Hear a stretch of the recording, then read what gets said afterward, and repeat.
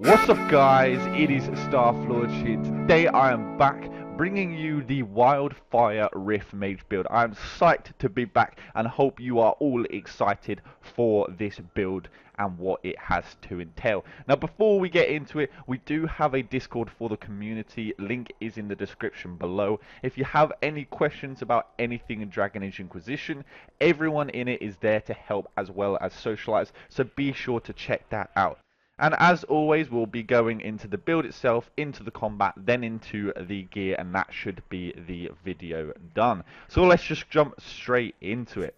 This build is a level 24/23 build. If you're a human, it can be done at lower ranks, and I will be going through the progression up to this build and what abilities you guys should take. But for the end build, let's first go into Spirit. We're taking Barrier with the Energetic Defense so that we hold our barrier and we can get into combat.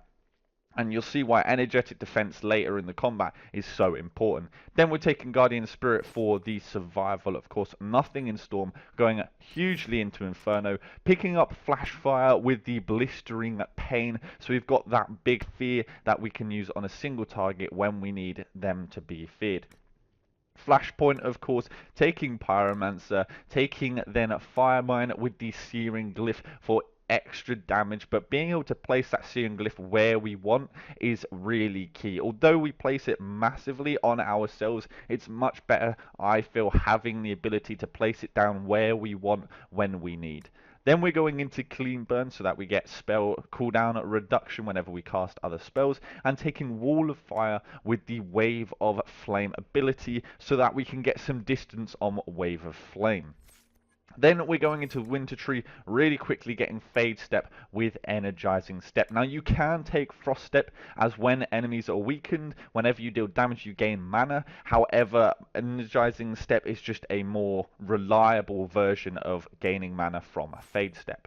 And lastly, going into the Rift Mage tree, picking up absolutely everything. Veil Strike, the upgrade for that is Punch Down for the weaken. Stone Fist, again taking the weakened duration Shatterstone, and in Pull of the Abyss we're taking Shaken Veil for once again the weaken. And the main reason we're doing that is for the mana recovery and all of the effects that we get with fire because of all the duration bonus against weakened and damage bonus. Our fire dot damage will deal increased damage, and you just take all of the passives. Now before we get into the breakdown of how you get up the levels to this, I just want to explain, if you do have the Trespasser DLC, once you've taken an upgrade, you can freely swap between the two upgrades with no skill point loss whatsoever. So I do highly suggest sometimes changing certain upgrades when the time is right.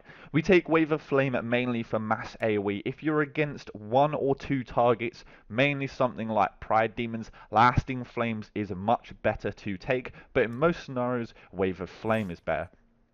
Same goes for Fade Step, as I spoke earlier. You can take Frost Step, however Energizing Step is a more reliable version of mana recovery. For Rift Mage, the one thing that you can change is Devouring Veil. Now Pull of the Abyss obviously gives us that weakened duration, but you can take Devouring Veil if you're feeling like you need that little bit extra damage. But otherwise, that is the entire build, guys. It's extremely useful, extreme CC, and does some crazy damage. Obviously, if you have more skill points, I highly suggest just getting more and more passives, potentially getting Chaotic Focus.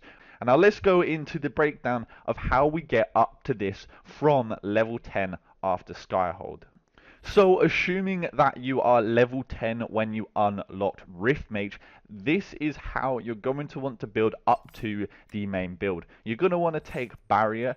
In the Rift Mage tree, you're going to want to get Stone Fist, Veil Strike, and Restorative Veil with the weakened duration upgrades. Into Winter, you just want the standard Fade Step, no upgrades. And then in Inferno, we're going to take Immolate, Flash Fire, and Flash Point. Now the reason we're doing this without the Fade Step, Energizing Step, is the fact that we already have some key areas where we can gain mana back, and we need that Fade Step just for the mobility. Now, once you've got this, going up the levels towards level 13, you're going to want to just go down into Fire Mine with Searing Glyph. Then when you hit 14, Clean Burn, and when you hit 15, you need to go get a Tactician's Renewal, and the reason is you want to spec out of Immolate into Wall of Fire and pick up the Wave of Flame. Like I said, you can swap between these depending on the fights and situations you're in. Once we have done that, we want to go more into the Rift Mage tree to pick up the damage duration bonus versus Weaken at level 16, and then at level 17 we're going to want to get into Smothering Veil, 18 Pull of the Abyss, and then 19 one of the upgrades. Again, you'll only be level 18 if you're a human mage, obviously. And then from here on, you can literally take whichever spells you want to get to the end build. It's up to you, but that's the way I prefer to level this up when you are getting from level 10 upwards.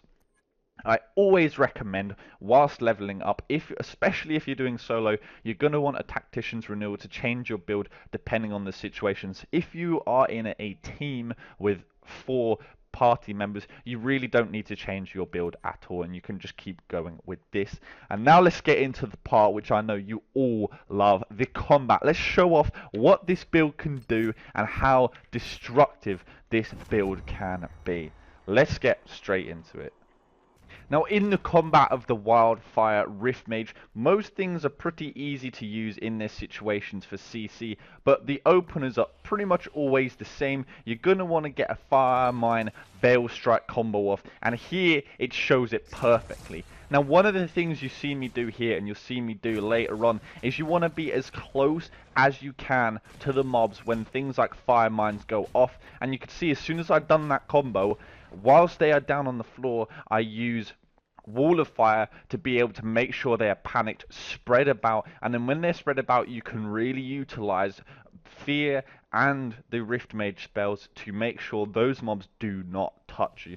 Getting into the much bigger pack here, we're putting on Barrier, and again, like I said, we've taken the 5-second barrier duration, so we got a little bit of barrier whilst we get set up. Now, one thing I wanted to show here is obviously mobs while you're standing get burnt, and you could just sit here all day while they died, but we're not going to do that. We're going to get a Fire Mine down into the Veil Strike, and then they're all going to fly up. Then we get another Pull of the Abyss, and because we had a flashpoint, we can get another Fire Mine down, barrier ourselves up, and it will go off. And as you can see, we've already killed all of their archers, and again, like before, whilst mobs are down, you should Flame Strike. It's the best combo to pull off Fire Mine into Veil Strike into Wall of Fire. And as you can see here, we're kiting 2 targets. I've made one panic off. I've put a Fire Mine down for when one gets close.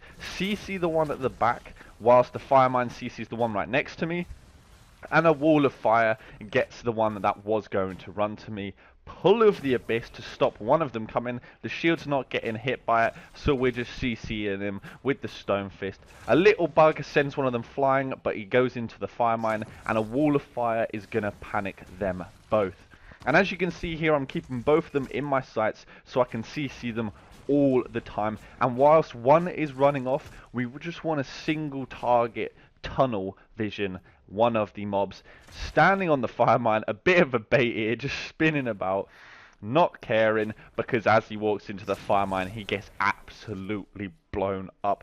And then as you can see at the end, when I was dealt with 2 mobs, the panic that you can have and CC with the Rift Mage combined allows you to just CC one, let them panic and just run off, while you tunnel vision one, kill that target, and then you're just left into a one-on-one. So whether you're in a 1v3, 1v2 situation, with this build, it is extremely easy to make it a 1v1 by just CCing the other mobs as much as you possibly can. And that's why this build excels, and I've been having so much fun with it, and it is just destroying enemies with ease. So let's just get straight into the gear. I'm using the Heart of Rage as my weapon, which is a Trespasser DLC only weapon. If you're on PC, you can get mods to get this earlier in the game, but otherwise I would suggest going to check out my best mage gear at all levels to find the best stuff for you, and I'll put a link in the description for that so it's really easy for you to find. However, for the gear, which I believe is the skin that Dorks, not 100% sure if that's the one, but we've gone for Cunning, Maximum Health, and Willpower. And the reason I've got 22, 198, and 22 is the fact that I have chosen the Masterwork to increase stats, which is a 40% chance to increase them by 10%. Now you can go with the kind of common masterwork, which is dealing hidden blades damage, but I would suggest if you are going for a different masterwork than the stat bonus, to go for something either Veil Strike or Puller of the Abyss. Those two are my favorite, and we're not taking a sigil for this build. A helmet, which I believe is the Skirmisher's hat, not 100% sure. It has 10 leather utility slots, and we're taking plus 20 cunning. As you can tell, in both of them we're taking cunning for that critical strike chance. For our neck, we are taking Amulet of the Mage, which is plus 5 magic and willpower for some better base damage, as well as damage to barrier if we need it.